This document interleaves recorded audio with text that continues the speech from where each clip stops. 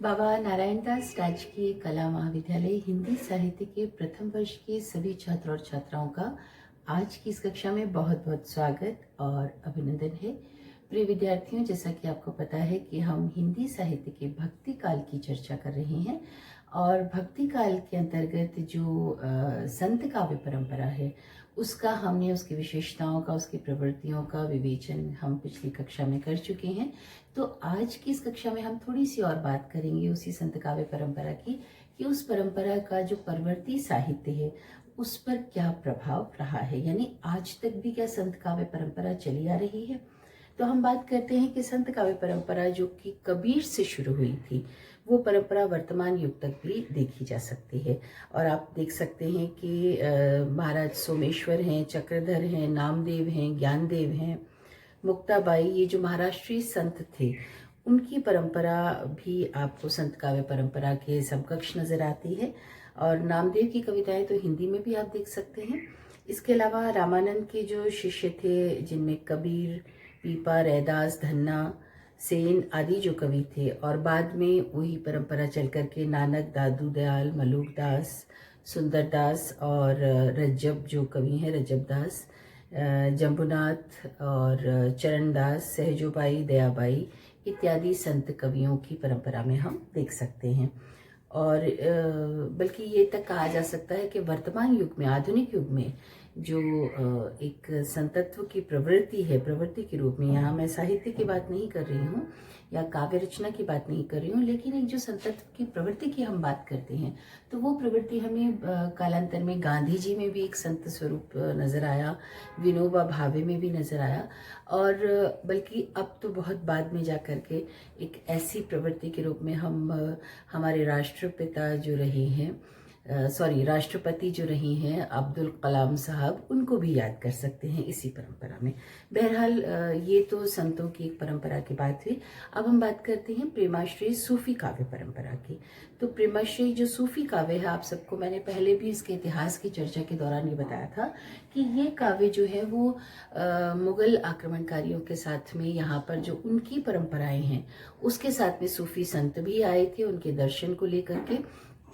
तो सूफी संतों ने जब यहाँ देखा कि यहाँ की जो भारतीय लौकिक कथाएं हैं उनमें एक रस भी है और उनमें वो जज्बा भी है कि वो भारतीय जनमानस को प्रेरित कर सके, तो उन्होंने अपने सूफी सिद्धांतों को भारतीय लौकिक कथाओं में गूंथ करके जिस तरह से रचनाएं की, और वो जो परंपरा है वो उसमें दर्शन तो सूफी परंपरा का दर्शन जो है वो संगुम्फित है, वो इस रूप में उसे लिया गया है कि वो परंपरा जो है एक मिश्रित रूप में हमें नजर आती है। तो जैसा कि आपको पता है कि निर्गुण ज्ञान पथ पर चलने वाले जो संत थे वो हिंदू मुसलमानों को करीब लाने का प्रयास करते रहे, सामाजिक समरसता, सौहार्द की बात करते रहे। तो ये दोनों ही जो धर्म के लोग थे उनको अपनी बुराइयों के लिए, उनकी जो मन के भीतर की संकीर्णता थी उसको हटाने के लिए उन्हें डांट फटकार भी लगाते थे। कबीर में आप बहुत अच्छे से देख सकते हैं बात। इसी तरह से संतों की वाणी में जो है वो खंडनात्मकता ज्यादा थी, क्योंकि उन्होंने उन तमाम बुराइयों को आम लोगों के अंदर से हटाने के लिए कोशिश की, और हटाने के लिए उन्होंने थोड़ा तीखेपन के साथ में अपने पदों के माध्यम से उन्हें झकझोरा है, उन्हें ये सिखाने की कोशिश की है कि मानव मात्र जो है वो एक ही है और परमपिता परमात्मा जो एक असीम शक्ति है जो इस पूरे संसार को चलाती है वो भी एक ही है। हम सब ने अपनी अपनी सुविधा के हिसाब से उन्हें अलग अलग नाम दे दिए हैं, वरना हर धर्म के भीतर उन्हीं अच्छाइयों की बात है जो मानवीय चेतना में अगर हम देखें तो वो तमाम चीजें, दया, प्रेम, सहानुभूति, सौहार्द, समरसता, ये हर व्यक्ति के भीतर है, जात पात के हिसाब से बदलती नहीं है। लेकिन हमने क्या किया, हमने अपने संकीर्ण स्वार्थों के लिए उनको विभाजित कर दिया, परमात्मा को भी विभाजित कर दिया, और ये मान लिया कि ये मेरे राम है, ये तुम्हारे कृष्ण है, ये तुम्हारे अल्लाह ताला खुदाबंद हैं, तो ये तुम्हारे जीसस क्राइस्ट हैं। तो इस तरह का जो बंटवारा है, इसके लिए संतों ने इनको झकझोरा है, आम आदमी को फटकारा है, और तीखेपन के साथ में अपनी काव्य प्रवृत्तियों में इसके दर्शन भी हम कर सकते हैं। अब हम जो बात करें कि संत मत जो था वो भारतीय दर्शन की पृष्ठभूमि पर था, और सूफी मत जो है वो विदेशी भूमि पर तो खड़ा है, लेकिन इसका पोषण जो है भारतीय मतांतरों के साथ में और भारतीय कथानकों के साथ में हुआ है। इसीलिए जो कहना चाहिए कि जो सूफी संत थे, उन्होंने हिंदुओं के प्रति उदारता, सहिष्णुता और सामंजस्य स्थापित करने के लिए इन कथाओं की संरचना इसी तरह से की। और हिंदू घरानों की जो प्रेम कहानियां हैं, उनमें सूफी सिद्धांतों का सम्मिश्रण कर करके उन्होंने हिंदुओं के हृदय में अपनी जगह बना ली थी। तो सूफी मत जो है इस तरह से प्रचार प्रसार को पा जाता है। और सूफी शब्द के बहुत सारे अर्थ कहा जाता है। सूफी यानी अग्रिम पंक्ति में बैठने वाले, मदीना मस्जिद के चबूतरे पर बैठने वाले जो फकीर, सोफिया यानी ज्ञान से युक्त पुरुष, या सफा शब्द जो है वो पवित्र के अर्थ में आता है, शुद्ध व्यक्ति के अर्थ में भी इसे ले सकते हैं हम। इसी तरह सूफी शब्द का जो है ऊनी वस्त्र पहनने से फकीरों से संबंध भी जोड़ा जाता है। अरब और इराक के वो व्यक्ति जो मोटा ऊनी वस्त्र पहनते थे, उनका यहाँ संकेत है। इसी तरह विरक्त सन्यासियों की तरह वो घूमते थे, यानी सब कुछ घर गृहस्थी, जैसे कबीर ने कहा ना, जो घर जाले आप ना चले हमारे साथ, उसी तर्ज पर सूफी संतों ने भी अपना घर बार छोड़ करके वो आम व्यक्ति के भीतर के उस ईश्वरत्व को जगाने का प्रयास करते हैं। खैर, ये बात है कि सूफी संप्रदाय जो है इस्लाम का एक अंग जरूर है, लेकिन उनके भीतर जो है जिस तरह की प्रतिक्रिया से वो हिंदुओं के बीच में प्रसरित हुआ, प्रचार प्रसार को उसने पाया है, तो वो थोड़ा सा एक अलग स्वरूप में नजर आता है। अब हम इसके बहुत विस्तार में नहीं जाएंगे। आपको, चूंकि आप प्रथम वर्ष के विद्यार्थी हैं, तो आपके लिए सिर्फ इतना ही जानना काफी है कि सूफी जो मत है, उसका मूल भाव जो है वो प्रेम में संगुम्फित है। और उसका जो कहना चाहिए कि इश्क मजाजी से लेकर के वो इश्क हकीकी तक का सफर तय करते हैं। यानी इश्क मजाजी जो है वो लौकिक प्रेम की बात करता है, यानी आम आदमी से, हर व्यक्ति से, जन जन से प्रेम करो। और इश्क हकीकी तक जब वो पहुंचता है, तो वो ईश्वरीय प्रेम की एक सीढ़ी बन करके सामने आता है। तो कुल मिलाकर के इन सब के बीच में यही भाव है कि उन्होंने परमपिता परमात्मा को जो है अपने प्रिया के रूप में, प्रेमिका के रूप में देखा, और उन्होंने हर आत्मा को एक पुरुष के रूप में देखते हुए उस परमात्मा रूपी प्रेमिका को प्राप्त करने की जो पूरी एक जीवन यात्रा है, उसके माध्यम से इन लौकिक कथाओं का संगोपन किया है। तो सूफियों के दर्शन में, आप दर्शन की बहुत विस्तार से चर्चा नहीं करूंगी, लेकिन वहां भी एकेश्वरवाद का समर्थन हम देख सकते हैं किसी न किसी रूप में। और प्रत्येक वस्तु में संसार की वो ईश्वर की झलक देखते हैं।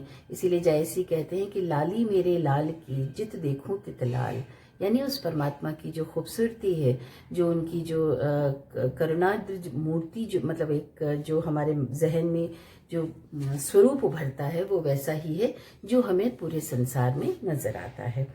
तो यहाँ पर इसी तरह जगत को जो है वो जगत से परे ईश्वर को, मतलब ईश्वर और जगत को अलग अलग मानते हैं। और जगत में व्याप्त जो जितनी भी चीजें हैं, उनसे धीरे धीरे उन्हें छोड़ते हुए उनकी प्रतिक्रिया में आगे चलते हैं। और परमात्मा जो है एक रूप में जगत के भीतर भी नजर आता है, क्योंकि हर आत्मा के भीतर परमात्मा का वास है। लेकिन वो आत्मा चूंकि परमात्मा रूपी प्रेमिका को प्राप्त करने के लिए निरंतर व्याकुल रहती है, तो वो वहां तक भी उन्हें पहुंचाने का प्रयास किया है। इसी तरह से और बहुत सारी चीजें हैं, मैं बहुत विस्तार में इसमें नहीं जाऊंगी।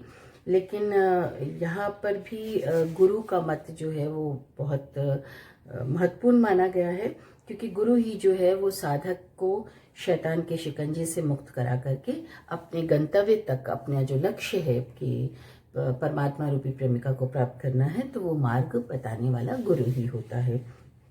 और प्रेम तत्व तो है ही यहाँ पर। इसी तरह से इनके यहाँ जो है मानव को सर्वश्रेष्ठ माना गया है। और मानव चूंकि ईश्वर से जुड़ता है, वहाँ पर आत्मा रूपी जो मानव है वो धीरे धीरे जब उसकी रूह जो है इश्क मजाजी से इश्क हकीकी तक की यात्रा करता है, तो परमात्मा से जुड़ने के प्रयास करता है। अब हम सूफी काव्य की कुछ विशेषताओं की चर्चा और करते हैं। चूंकि ये इस्लाम का संशोधित संस्करण हम इसे मान सकते हैं, तो यहाँ पर बहुत कट्टरता आपको नहीं नजर आती है। और चूंकि सब धर्मों की आधारभूत जो एकता है, जो जो सद्गुण हैं, वो तमाम चीज़ें जो हर धर्म बताता है, दूसरों की सहायता करना, सबसे प्रेम करना, सबके प्रति सौहार्द रखना और सबको अपना मानना, कोई ना अपना है, नहीं कोई पराया नहीं है, तो इस तरह की प्रवृत्तियां जो हैं वो तमाम चीज़ें आपको सूफी मत में नजर आती हैं। और इसकी विशेषताओं की अगर हम बात करते हैं तो सबसे पहले प्रबंध कल्पना की बात करते हैं। सूफियों ने हिंदुओं की इन लौकिक प्रेम कहानियों को काव्यबद्ध करके उनमें जो है प्रेम तत्व का निरूपण करते हुए उसे धीरे धीरे ले जाकर के प्रबंध काव्य के रूप में प्रस्तुत किया है। जैसे जायसी का पद्मावत है, वो उसे आप पढ़ेंगे तो उसमें से कुछ अंश आपके कोर्स में है, और वहाँ भी तमाम चीज़ें जो हैं प्रबंध काव्य की तमाम विशेषताएं आप देख सकते हैं। इसी तरह भावोत्कर्ष है, भावना जो है, प्रेम की भावना जो है वो एकदम उत्कट स्वरूप में आपको यहाँ नजर आती है। तो कहीं कहीं थोड़ा सा फारसी साहित्य का जो अतिरंजित विरह वर्णन है वो भी आपको नजर आता है, और जबकि जायसी का जो विरह काव्य है वो तो काव्य साहित्य में सर्वश्रेष्ठ माना जाता है। तो ऐसी बहुत सारी चीजें हैं जो कि थोड़ी बहुत बुराइयां भी आती हैं, थोड़ी बहुत अच्छाइयां भी हैं, तो थोड़ा सा कहीं कहीं ऐसा लगता है कि विरह वर्णन में अतिशयोक्ति के कारण ऊहा के दर्शन भी आप देख सकते हैं। और भोग विलास का रहस्यमय अर्थ लेते हुए जो कुछ पद हैं वो भी थोड़े से आपको खटकते हैं। बहरहाल कुल मिलाकर के हम देखें तो बहुत कहना चाहिए कि प्रेम भाव के अतिरिक्त इन्होंने जो है ईर्ष्या, द्वेष, वैर, कपट, उत्साह की भी सुंदर व्यंजना की है। तो कुछ एक जो बिंदु हैं, हालांकि मुझे नहीं लगता कि आज की इस कक्षा में हम इसे पूर्ण कर पाएंगे क्योंकि बहुत सारी विशेषताएं हैं, तो कुछ और विशेषताओं को लेकर के मैं आपसे कल फिर मुलाकात करूंगी और हम फिर से इसी विषय को और थोड़ा सा विस्तार से चर्चा करेंगे। तो भावोत्कर्ष की जो हमने बात कही है वो आप इनके पदों में भी देख सकते हैं। हम जब काव्य में कक्षा में अध्ययन करेंगे तो उस दौरान भी आपको नजर आएगी चीजें। तो कल से हम कुछ और इनकी विशेषताओं और बिंदुओं को लेकर के बात करेंगे। तो आज की इस कक्षा में हम सिर्फ यहीं तक ही इनकी चर्चा करेंगे, सूफी काव्य प्रवृत्तियों की। तो अगली कक्षा में हम फिर से कुछ और बिंदुओं को लेकर के चर्चा करने के लिए मैं आपके समक्ष उपस्थित होंगी। तो तब तक के लिए स्वस्थ रहिए, प्रसन्न रहिए, और जितना भी हम ऑनलाइन कक्षाओं के माध्यम से अध्ययन अध्यापन कर रहे हैं उनसे आप जुड़े रहिए और कोशिश कीजिए कि आपके कोई संशय हो, कोई प्रश्न हो, कोई जिज्ञासा हो तो उसे आप अपने व्हाट्सएप ग्रुप के माध्यम से हम तक प्रेषित कर सकते हैं। और पर उसके लिए ज़रूरी है कि आप लगातार उसे पढ़ते रहिए, गुनते रहिए और समझते रहिए। तो मुझे आज्ञा दीजिए, नमस्कार।